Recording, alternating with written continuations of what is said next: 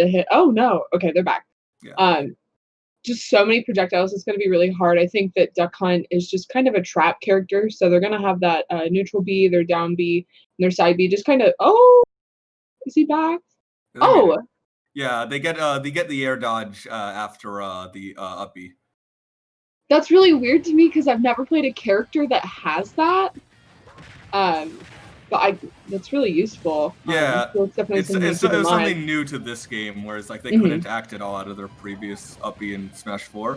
They were given the directional air dodge out of their up B, which helps them a lot when it comes to recovery. Yeah. It's just a very predictable recovery as well, so I feel like that's really important. That was a really good up smash there from Citadel. Yeah, even if tech chase. Yeah. Even if Drasi would have rolled to the right as well, he would have gotten caught. That was just a really sticky situation. Yeah, and now this is one of the issues with Duck Hunt. It takes a lot for them to actually secure a kill. We saw them like get a bunch of loops, but these cans are good. They're just... Okay, never mind. They figured it out. Yeah, I just feel like Duck Hunt's not going to be a super heavy combo character. It's just going to be a lot of getting stray hits off of the side B and the can. Well, I don't know about that. You might change your tune if you see one of those side Bs land. True. So far from what I'm seeing, I'm not seeing a lot of combos, but... Yeah, not a lot of combos. It's mainly just straight hits, but I suppose it's a bit harder to do on Ridley than Bowser. Ridley is, while he's big, he's not as heavy as you think he is. He's the same weight as Ike and Snake. That's crazy. He's just like Bowser if he was only bones. Exactly.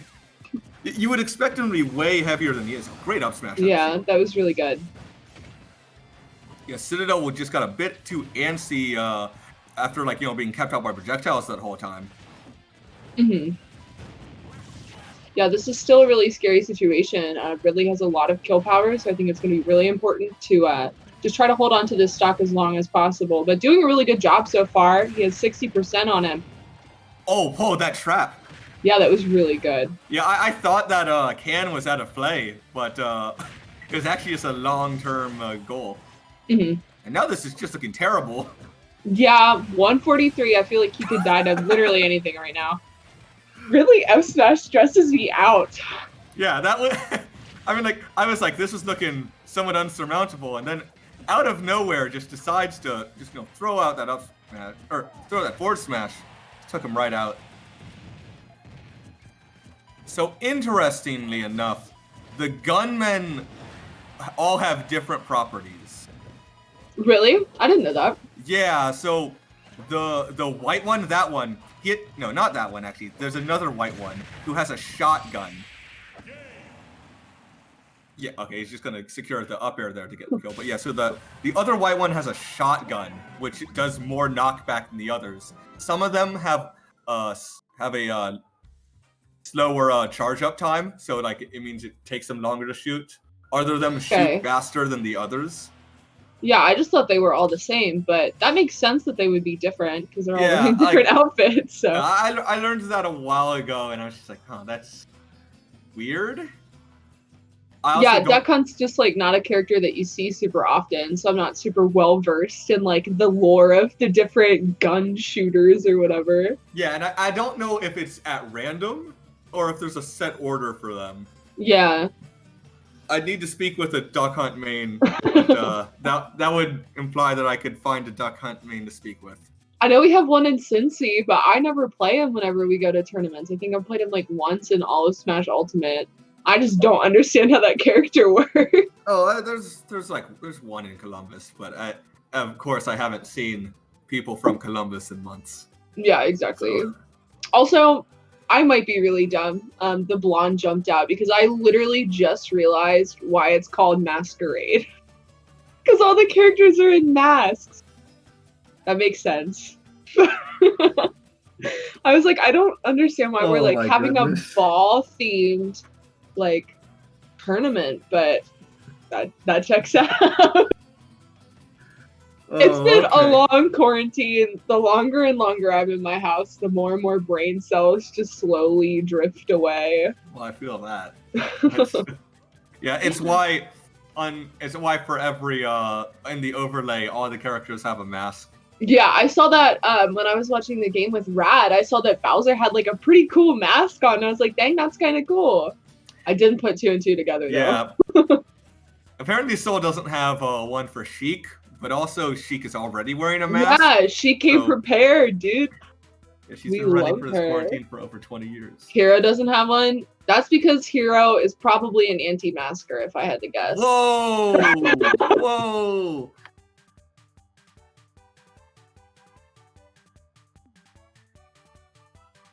Oh, that's crazy. Yeah, so Soul's just the voice in the sky. I feel like a spy. We're getting like intel that nobody else gets to hear.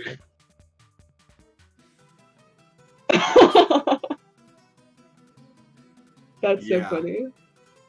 Yeah, right, Soul is talking to us right now. Yeah, so Citadel's trying to figure out what he's gonna do here. They're striking the stump stage. I feel like I imagine they're just sticking out as Ridley.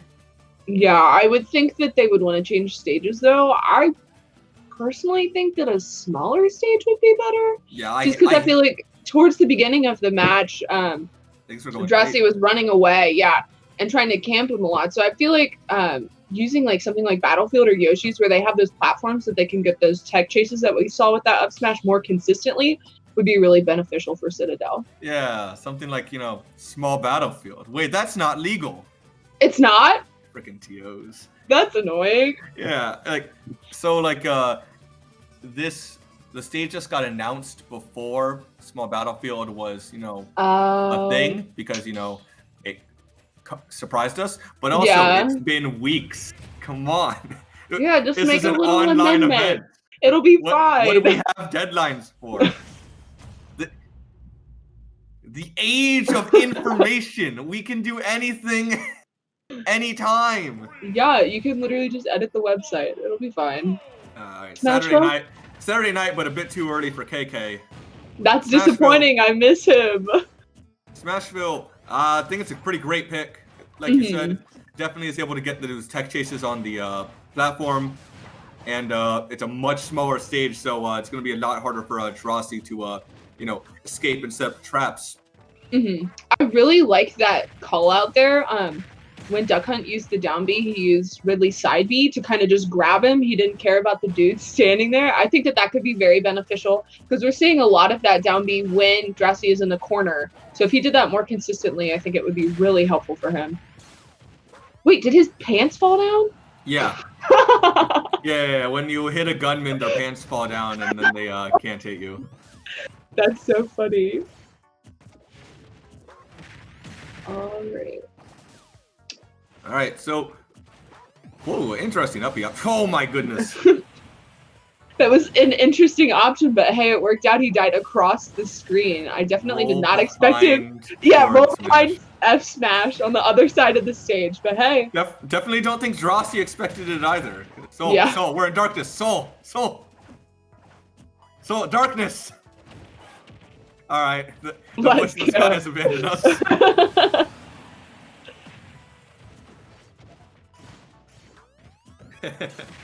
Anyway, so now things are back to a bit more even, and like we saw in the last match, things started out good for Citadel, but like the vice of the trap just kind of slowly started closing, like the longer things went on.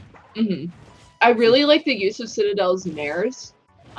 We saw earlier that he was using it to knock back the can, and then we also saw them using it right there at the ledge to try to get Drasi off stage as well. And I think that it's a really good tool for Ridley, and he's doing a really good job of utilizing it. Oh yeah, and Ridley F-tilt is ridiculous. I hate that move so much. When it comes to ledge trapping, yeah. He just like skewers you. No. Yeah, the move is very good. Oh, loops.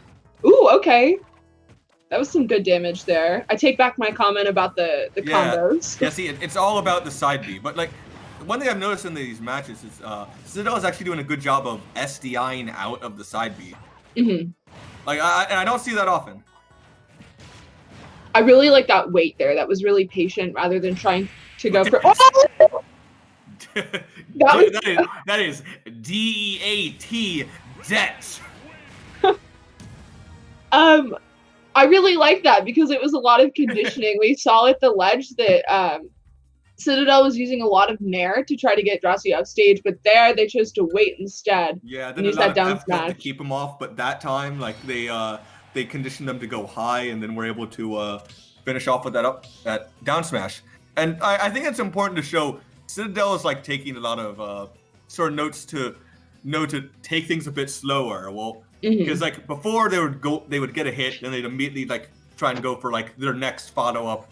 Instead, they're putting it in the queue of, well, I hit them, I'm going to stop myself, wait to see what they do, and then go for my follow up, and that's going to probably net me a bit more in the long term, which worked out there. That was a solid 2-stock. Yeah, that was really good. So I'm very excited to see where we go for game 3 because I feel like the stage is going to be a big determiner in who takes this set. Oh yeah. Looking at what else is going on in top 32, we have Chewy versus GoMan going on right now. Let's see what we got going on. Did Juice change his tag to Esteban?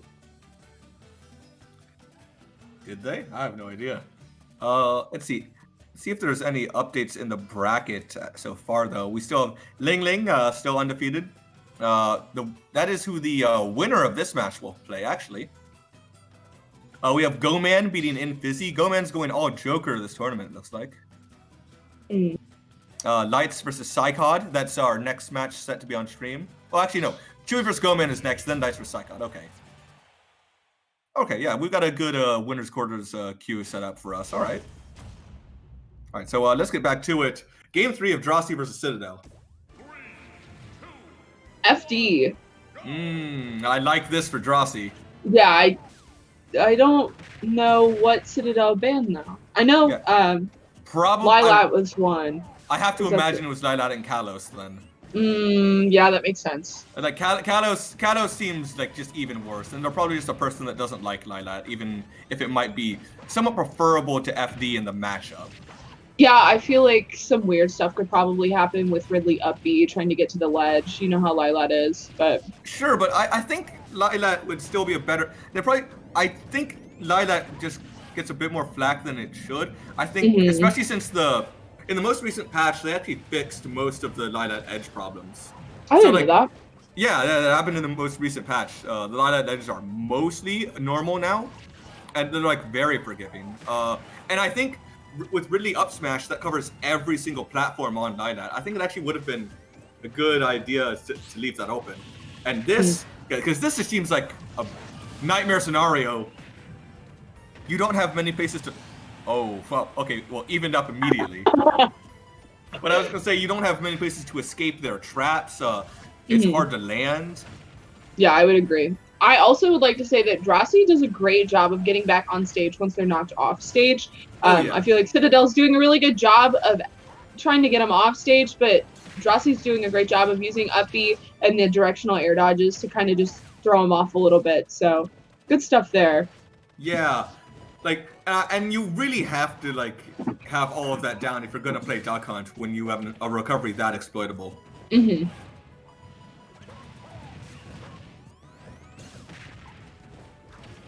Right. So far it looks pretty even. They're doing a good job of, Drasi's doing a good job of just kind of set up these traps and getting the combos where they can, not trying to overextend, but Citadel's still doing a really good job. Ridley has a really good damage output. So far it's been pretty even.